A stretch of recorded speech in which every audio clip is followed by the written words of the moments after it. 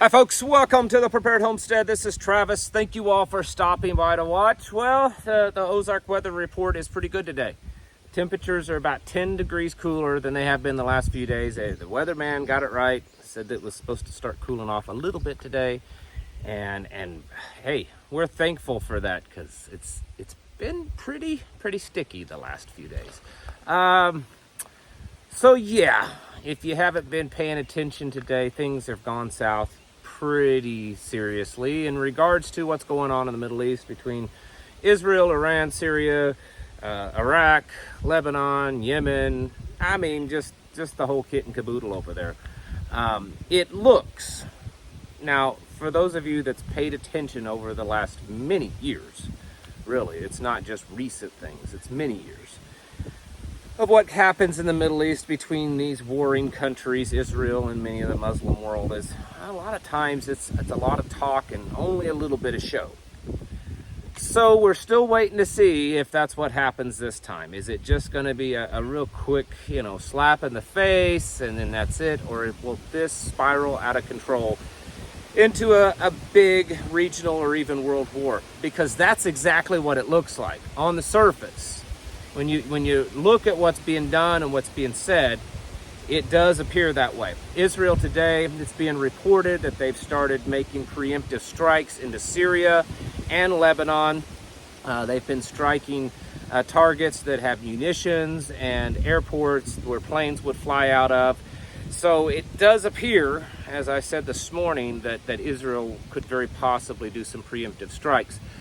Other things are very much being moved into place. The Ayatollah, supreme leader of Iran, has given over war powers to the president and the head of Iran. A battleship, not a battleship, sorry, I'm showing my age. An aircraft carrier, U.S. aircraft carrier, has moved in closer to Iran. And there's just all kinds of reports of troop movements and people getting ready on all sides. So it does appear, again, appearances may not necessarily pull through and be the real thing, but it does appear that things are getting serious. There's warnings out. Most all nations now are telling their people to immediately leave the region and those countries involved. Several people, commentators and somewhat experts in things in the region believe that it's going to be bad. It's going to be big. It's going to be an all-out big war. Now, we don't know that for sure, like I said just a moment ago. Sometimes, a lot of times, these things in the Middle East, they look big and then they kind of fizzle out.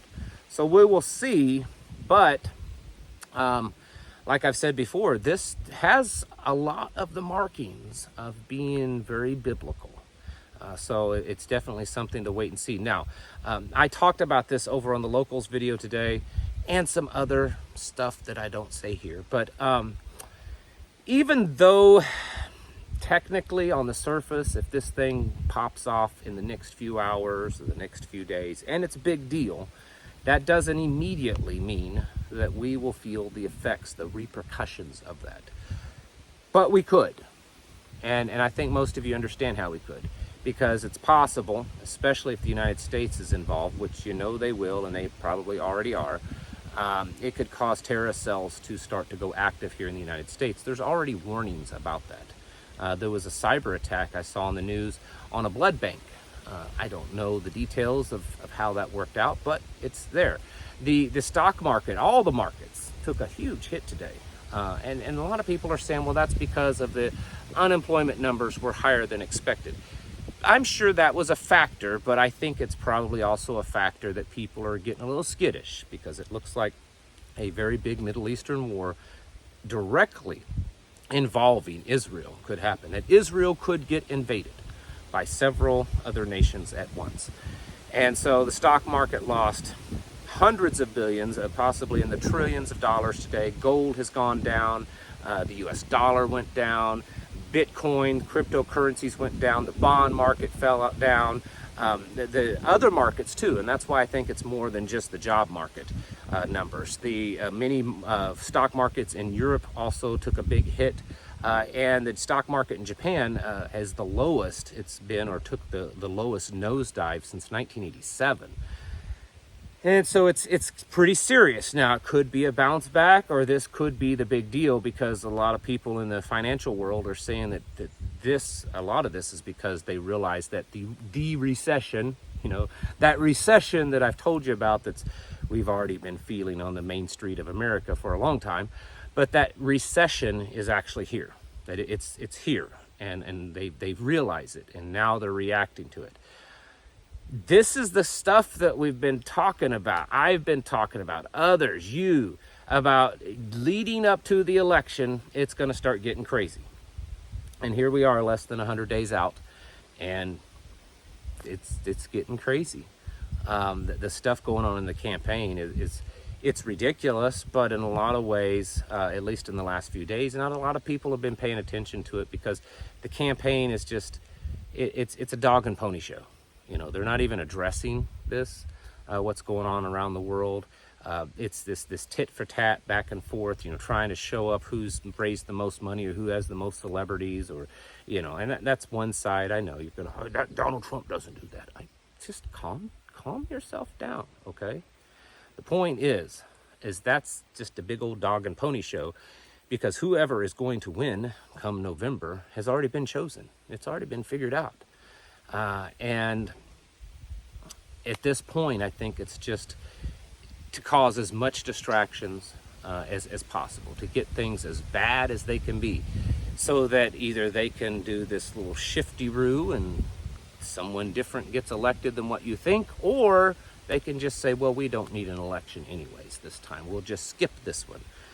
Whatever it is, the idea and the things that I've talked about it getting worse, that it's just going to get worse from here on out.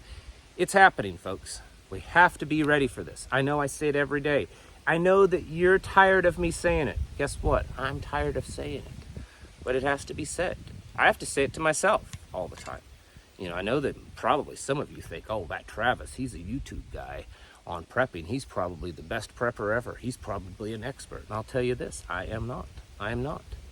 All the time, myself, my wife, we realize, oh, wait a minute, we didn't do this. We should stock up on this. We didn't prepare in this way. Well, that's a weak link there. We should take care of that. We need to do more of this. We need to work on this, because we're just as, on this journey as much as everyone else. And so my hope is to push you, encourage you to get out there and to become more ready for what's going on, to become more self-sufficient. And being self-sufficient is just the best way. You can only stock up so much beans and rice. You know that. You've got to get to a place where you're not dependent upon the system, because the system is going to fail, okay? It has failed in the past, it has failed in the recent past, it is in the process of failing, and it will continue to fail people.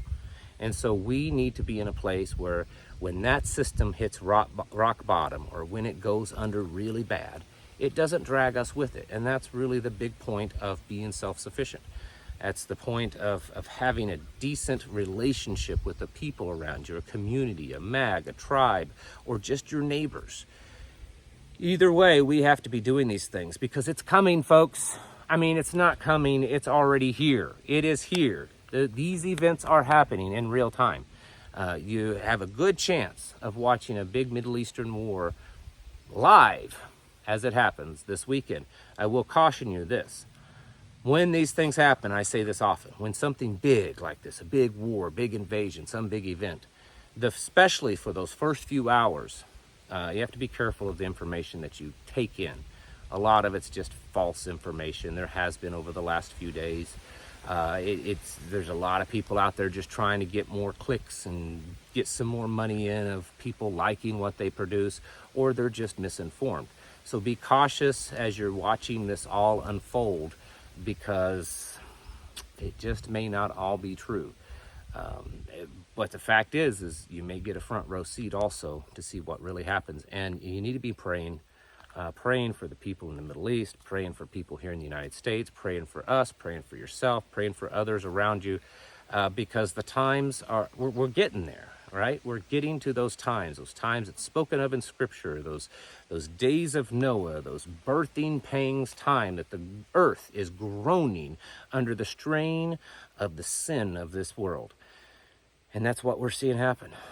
And it's kind of a little bit of a downer, but it should also be a time of rejoicing, because we know that we're just that much closer to the end. And we're told to endure to the end, to be ready to the end. And that's exactly what we're doing. Folks, it's time to get your houses in order and to prepare yourselves mentally, physically, and spiritually. Thanks for watching, and I'll catch you in the next video.